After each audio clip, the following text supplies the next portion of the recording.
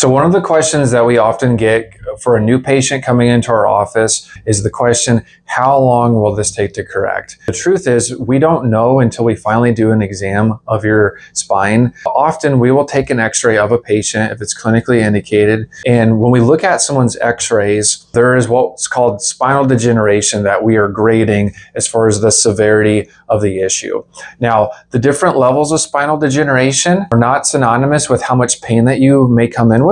Sometimes patients will come in with zero pains at all, but have the highest level of degeneration. Some patients will come in with very little amounts of degeneration with no pain at all. But what this helps us understand is how long of an issue you've had and how likely is this going to be to correct, okay?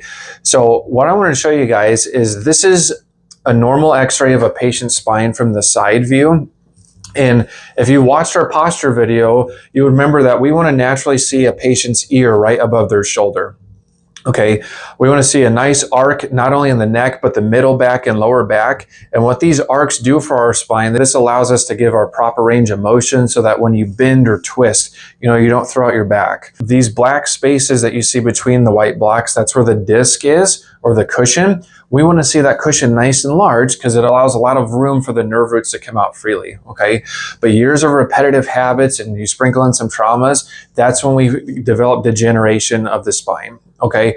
So when a patient first comes in, we x-ray them. If we find level 1 degeneration in our office, that is very easily correctable. That's why our office makes it a priority to check children at such a young age so we can get ahead of these problems so they don't have the same chronic issues that a lot of their parents have. Someone with level 1 degeneration, typically we're going to see their head in a protruded forward posture. We get this from day-to-day habits like sitting at a desk or looking at the phone.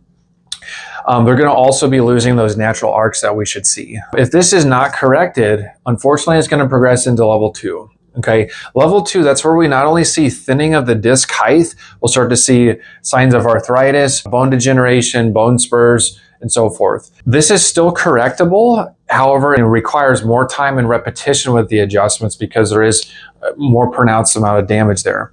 Unfortunately, if this is not corrected or maintained, it's going to progress to level 3. When you look at the x-rays at level 3, you'll notice there is very limited to zero disc space. And unfortunately, this is not correctable. We still take on patients who have level 3 disc damage. We tell them up front that it is not correctable, but the goal for that patient is to essentially help you be as comfortable as possible and to have more good days than not and delay an inevitable surgery. Okay, so that's how we base our recommendations, and we're going to show you how we actually analyze the x-rays in the next video.